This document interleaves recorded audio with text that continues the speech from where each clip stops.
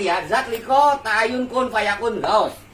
Ini 6 hal yang ditanamkan oleh yang menghawarik kepada yang dihawarik. Nah, penjelmaannya ataupun kebuktiannya itu berangsur-angsur, nggak bisa instan. Terus ada bantuan bimbingan.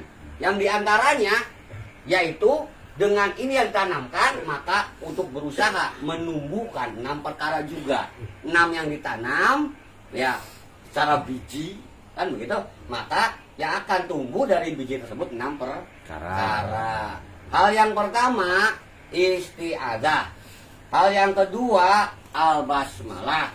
Hal yang ketiga asyahadah. Hal yang keempat istirja'ah. Hal yang kelima hauqalah. Hal yang keenam asma'iyah. Hubungannya zat yang kita tanam atau yang ditanamkan sehingga akan menumbuhkan isti'adzah. Menjadi pribadi yang mandiri yang tidak bisa dimisal-misalkan apalagi dengan hal yang kejelekan. Ya. Jadi istri udah istiqomah ini pada kepribadian diri dan ini siap berubah diri dan siap diri dirubah ini nih, sehingga tidak bisa dipermisalkan dengan apapun ya. Nah hakikatnya dia sudah isti'adzah, sudah memohon perlindungan kepada Allah. A'udzubillahi minasyaitonir rajim. Aku berlindung kepada Allah melalui hukum-hukumnya dari godaan setan yang terkutuk ya. Kan begitu. Jadi yang ada pada diri yang berkepribadian itu mutlak hukum-hukumnya Allah. Cirinya orang yang sudah megang ta'ud, dia ada ta'ud di dalamnya, maka dia berpedoman kepada hukum-hukumnya Allah.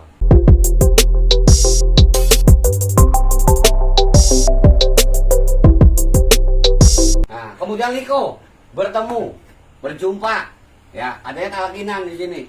Ya, maka urusnya dengan al-basmalah. Kita pahami dalam al-basmalah ini sebagai awalan semua perbuatan. Segala keniatan baik, ya baik itu tekad ucap lampah, awali dengan bismillahirrahmanirrahim. Yang intinya ada pada huruf ba-nya al-basmalah, yaitu bariul, baroya. Baroya bentuk jamak daripada bariyah.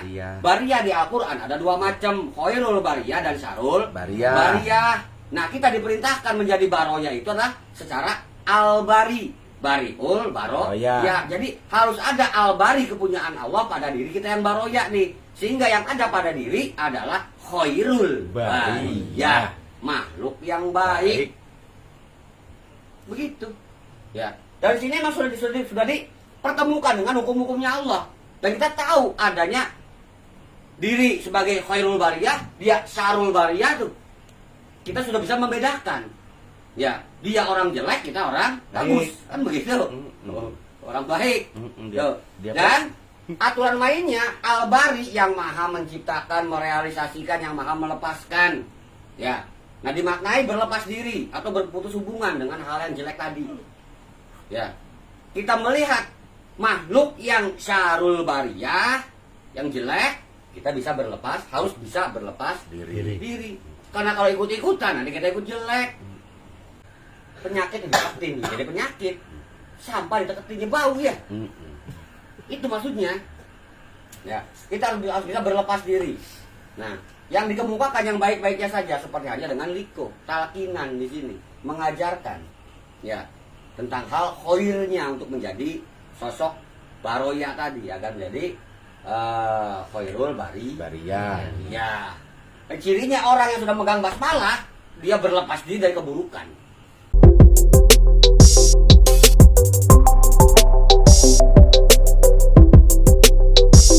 Ta'ayun, nampak, terlihat jelas. Nah, bentuk penjelmaannya, penumbuhannya adalah asyahadah. Ya, persaksian. Dimaknai juga hadir, ada, muncul. Ya, syahadah itu saksi. Ya, yang dalam artian mengadakan prosesi persaksian. Ya jelas untuk menjadi saksinya, yang nyaksinya ada, yang menyaksikannya ada. Kan begitu. Ungkapan persaksiannya jelas ada, gitu loh. Ini pemaknaannya. Ta'ayun itu adalah bentuknya adalah persaksian.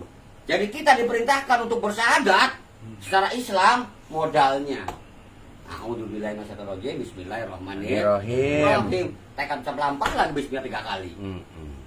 Ya. Baru kita bisa untuk bersyahadat. Karena apa? Modalnya syahadat dari bismillah dan dari kita bertakut. Katanya berlindung apa katanya? Aku bersaksi tiada Tuhan selain Allah. Dan aku bersaksi bahwa Muhammad adalah utusan Allah. Lah kita kan bisa menyatakan hal seperti itu karena kita kan berlepas diri dari hal-hal yang buruk. Kita mah tetap qaulul bariyah. Yang modalnya qaulul bariyah dari hukum-hukumnya Allah. Quran, hadis, ijma, qiyas. Nggak bisa Anda berpedoman berlindung kepada Quran saja. Terjemahan lah Qurannya. Kita ngerti Arabnya. Repot lagi gitu. Penjelasannya ada pada hadis, ijma dan juga qiyas. 4 jenis ilmu yang harus kita jadikan perlindungan oleh diri.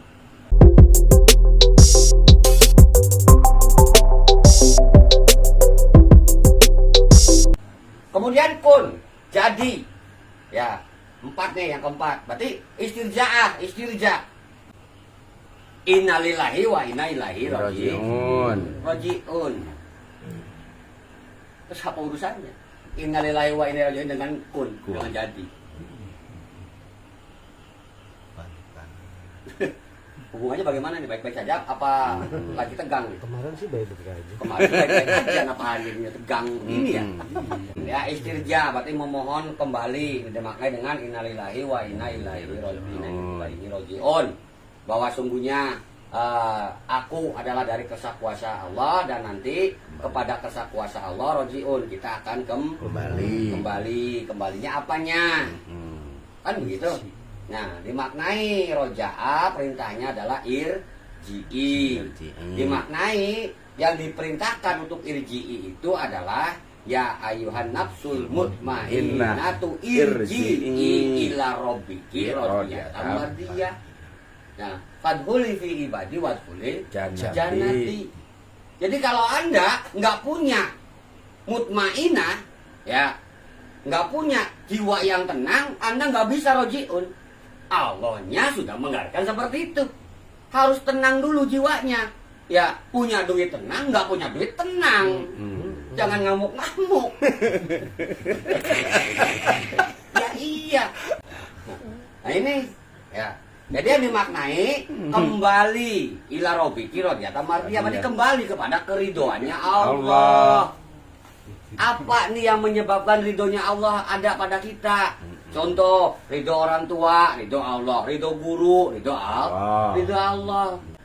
Pun istirja pulang atau kembali kepada keridhoannya Allah. Nah, itu bersumber dari perintah. Jadi yang sudah jadi adalah perintah Allah dalam hal memberikan perintah sudah jadi.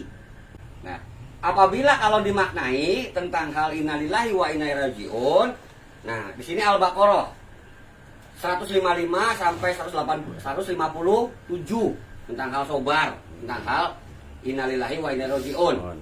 Ya, bahwa pada diri manusia Allah Subhanahu wa taala sudah menetapkan pasti adanya ujian. Berupa ketakutan, kelaparan, kan begitu, kurang harta, kurang jiwa, dan kurang buah-buahan. Nah kemudian wabasyiris sobirin, sampaikanlah basyaran, yaitu berita gembira kepada orang-orang yang sabar. Loh, mereka orang-orang yang sabar nih setidaknya ditimpa sama tadi tuh. Sedikit ketakutan, sedikit kelaparan, bukan bertakut beneran, lapar beneran. Sedikit saja. Ya, jadi nikmatnya agak dikurangi lah gitu. Karena dimaknai alladzina idza asobatum musibatum qalu innalillahi wa inna ilaihi raji'un. Bahwa kabar gembira yang harus disampaikan kepada orang-orang yang sabar adalah orang sabar tersebut apabila dia ditimpa musibah, dia berkata innalillahi wa inna ilaihi raji'un. Nah, terus dimaknai di 157-nya ulaika alaihim sholawatum mir rabbihim wa rahmah. Ulaika humul muhtadun. Tuh, bahwa dia nanti akan mendapat solu keagungan dari Robnya, dari Tuhannya, dan juga mendapat rahmat. Bahwa orang tersebut merupakan orang-orang yang sudah mendapat petunjuk. Cek di kehidupan keseharian, banyak orang yang sabar, ya, tapi dia tidak mendapat petunjuk. Karena dia dalam hal bersabarnya salah jalan, salah arah, salah tempat. Susah, menderita, sabar, bagus, memang di situ tempatnya. Tapi dapat petunjuk enggak nih? Maka untuk dapat petunjuk dia harus kembali kepada keridhaan, kepada perintahnya. Sehingga dimaknai rojiun, kembali kepada perintah. Bisanya lu sengsara kenapa? Karena gua nggak taat perintah.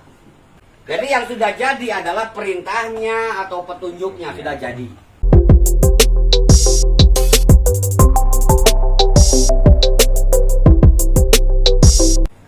Fayakun, jadi yang terus-terusan. Dimaknai secara kuncinya adalah hauqolah. La haula wala quwata illa billahil aliyyil azim. Yang terjadi ini adalah terus-menerusan. Ya. Saat ini terjadi, besok jadi, terus jadi. Ya, terus. Maka dimaknai la haula, tidak ada sekeliling sekitar, atau dimaknai dengan daya, tidak ada power. Gitu. Wala quwata, tidak ada kekuatan. Tuh. Tidak ada setrum, lah power nggak ada setrum. ada power nggak kuat, kan begitu. Nah, illa billahil aliyyil azim.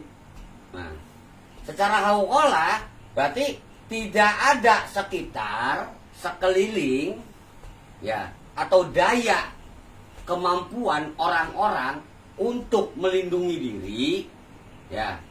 Dan juga tidak ada kekuatan apapun yang bisa memperkuat diri, illa, pengecualian kan, penafian di sini atau penetapan berarti illa, kecuali adalah billahil aliyyil azim. Bi di situ, bi berarti kan haulnya dan kuatnya itu adalah kepunyaan Allah. Billah di situ. Belum nyambung kan? Belum nyambung. Kita masuk kepada zikir nafi isbat. La ilaha illallah. Kita nafikan tuh ilah-ilah swasta, Tuhan swasta tuh. Nafikan, tolak. Ilallah, terkecuali Allah. Berarti pengisbatan di situ kan. La di situ dimaknai penafian. Ilahnya pengisbatan sama ini juga, ya. La haula wala quwata illa. Ya. Jadi abaikan kekuatan abaikan lingkungan, abaikan kekuatan, terkecuali billahil aliyyil azim. Maka dari kun ini akan terus fayakun, nggak bakal tercemar gitu loh.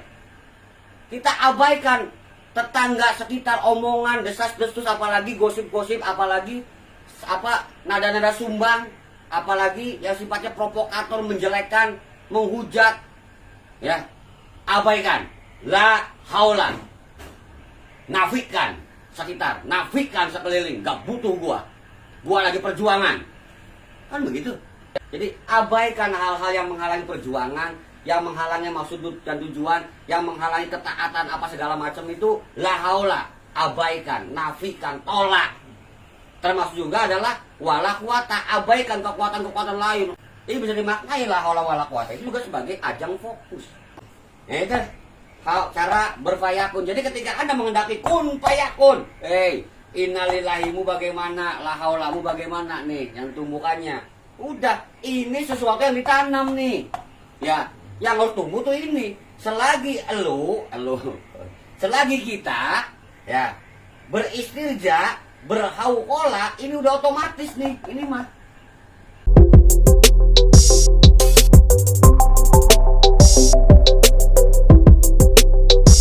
Ya, gaos pertolongan fisik di sini. Ya, menolong dalam hal urusan yang baik-baiknya saja, nggak boleh yang jelek. Karena yang dikehendaki adalah bantuan fisik, pertolongan fisik, kita dalam hal menerima bantuan secara fisik harus bisa, dan juga harus bisa untuk memberikan bantuan secara fisik. Nah, di sini Gaos menjadi pribadi yang asma'iyah. Asma'nya adalah Abdul Jabar. Ya, Abdul Jabar, abdi ingkang gagah perkasa. Karena apa? Karena dia sanggup untuk menolong, gagah perkasa.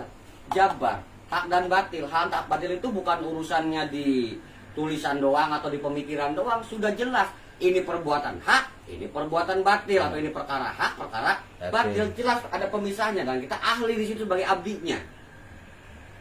Ya. Dan kita mampu untuk memberikan pertolongan berupa menegakkan, yaitu hal-hal yang haknya saja, yang hakikat, yang hakiki, kebenaran mutlak. Ya. Menjadi pribadi Abdul Jabar, abdi ingkang gagah perkasa. Ya, yang siap untuk menolong dan memberikan pertolongan. Kapan waktunya kita ditolong harus siap, jangan gengsi. Sehingga dimaknai bahwa asma'iyah atau Abdul Jabar ini konon katanya adalah kepangkatan atau gelar. Kan begitu? Gelar siapa yang ngasih? Pangkat siapa yang melantik? Terus kantormu mana? Tiba-tiba dapat level jenderal.